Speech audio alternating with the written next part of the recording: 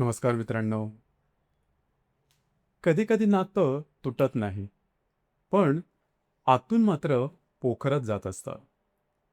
जसं एखादं घर बाहेरून मजबूत दिसतं, पण आतून हळूहळू रिकामं होत असतं. एकीकडे अग्नीसारखा ज्वाळेसारखा पती मेष राशीचा, जो आयुष्यभर लढत राहतो, आणि दुसरीकडे पाण्यासारखी शांत, सरळ वाहणारी भावनिक अशी कर्क राशीची पत्नी, जी प्रत्येक भावना मनात साठवत राहते. सुरुवातीला ही जोडी खूपच सुंदर वाटते. त्याचं धाडस, तिचं ममत्व, त्याचा निर्णय, तिची काळजी, तो पुढे जाणारा, इनिशिएटिव्ह घेणारा, पुढाकार घेणारा, ती सगळ्यांना आपलंसं करणारी, बांधून ठेवणारी. पण 40 नंतर हेच दोन स्वभाव एकमेकांसाठी समजून घेताना कठीण होऊन बसतात. मेष राशीचा पती, तो थांबायला शिकलेलाच नसतो. त्याच्या मनात कायम एकच गोष्ट असते: कुटुंबासाठी अजून काहीतरी करायचं आहे. तो लढतो, झगडतो, कमावतो, निर्णय घेतो. त्याचं प्रेम शब्दात कधी नसतं, ते त्याच्या कृतीत जाणवतं. तो कधीही म्हणणार नाही की मी तुझ्यावर प्रेम करतो, पण तो प्रत्येक दिवशी ते सिद्ध मात्र त्याच्या कृतीतून करत असतो. अश्विनी नक्षत्राची घाई, भरणीची जबाबदारी आणि कृत्तिकेची स्पष्टता, हे सगळं त्याच्या स्वभावात असतं. पण इथे तो मात्र एक गोष्ट विसरतो, की प्रत्येक लढाई ही जिंकण्यासाठी नसते. समोरच्याचं ऐकणंही तेवढंच महत्वाचं असतं. तो पटकन रागावतो आणि पटकन शांतही होतो. पण त्याच्या या रागवण्याच्या काही क्षणात समोरच्याचं मन मात्र बऱ्याच वेळा दुखावलं जातं, खूप खोलवर. दुसऱ्या बाजूला कर्क राशीची पत्नी, ती फक्त एक स्त्री नाही, भावना आहे. ती घर असते, ती ममत्व आहे, ती आधार आहे. ती शब्द कमी वापरते, पण तिचं मन खूप काही बोलून जातं. तिला नातं जपायचं असतं. तिला सर्वांना एकत्र ठेवायचं असतं. पण ती एक गोष्ट थोडी जास्तच करते. ते म्हणजे सगळं काही मनात साठवते. पुनर्वसू नक्षत्राचा सांभाळणारा स्वभाव, पुष्य नक्षत्राचा कर्तव्यभाव आणि आश्लेषा नक्षत्राचं खोल जोडणं जाणं, हे तिच्या सर्व काही आत चालू असतं. ती लगेच व्यक्त होत नाही, लगेच बोलूनही दाखवत नाही. सहन करते, समजून घेते आणि आत साठवत राहते. सुरुवातीला मेष राशीच्या पतीला तिचा शांत, प्रेमळ स्वभाव खूपच आवडतो. कर्क राशीच्या पत्नीला सुद्धा त्याचा आत्मविश्वास आणि धाडस आवडतं. तो तिला सुरक्षित वाटायला लावतो, सुरक्षा देतो. ती त्याला घरासारखी ऊब देते. पण हळूहळू आयुष्य बदलतं. तो बाहेरच्या जगात अडकतो. ती घरातल्या भावनांमध्ये, माणसांमध्ये अडकते.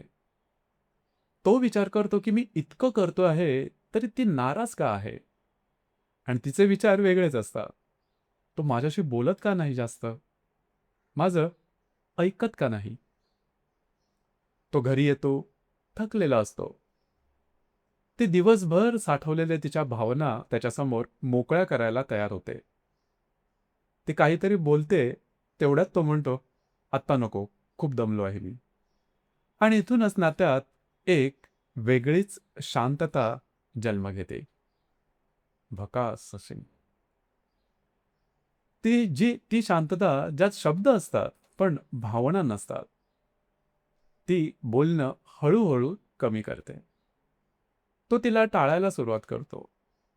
ती सर्व काही मनात साठवते. तो हळूहळू वेगळा राहतो. आणि हळूहळू दोघांमध्ये एक अदृश्य असं अंतर तयार होतं. तिच्या डोळ्यांमध्ये अश्रू येतात, पण कारण सांगत नाही. तो कधी कधी चिडतो, पण कारण तोही समजून सांगत नाही. ती म्हणत नाही, पण तिला वाटतं, माझं कुणी ऐकत नाही. तो म्हणत नाही, पण त्याला नेहमी असं वाटतं, की मी फक्त जबाबदारी उचलण्यासाठीच आहे का?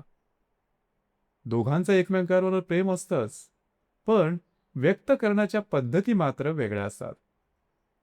ती जवळ येते, तो थोडा दूर जातो. तो प्रॅक्टिकल असतो, ती इमोशनल. आणि याच फरकांमुळे गैरसमज वाढायला लागतात. वय वाढतं तसं शरीरही बदलतं. तिच्या भावनांमध्ये चढ उतार येतात. तिची संवेदनशीलता वाढते. त्याची ऊर्जा कमी होऊ लागते. तो आता थोडा थकायला लागतो. पण हे सगळं दोघंही एकमेकांशी बोलत मात्र नाही. घरात इतरही लोक असतात. त्यांचे सल्ले, त्यांची तुलना, कधी नकळत ती त्याच्या विरोधात उभी राहते. कधी तो तिच्या भावनांना कमी लेखतो आणि नातं हळूहळू गुंतागुंतीचं होऊ लागतं. मुलं मोठी होत असतात. ज्यांच्यासाठी दोघं धावाधाव करत असतात, ते आता त्यांच्या आयुष्यात व्यस्त होतात. आणि अचानक घरात शांतता वाढू लागते.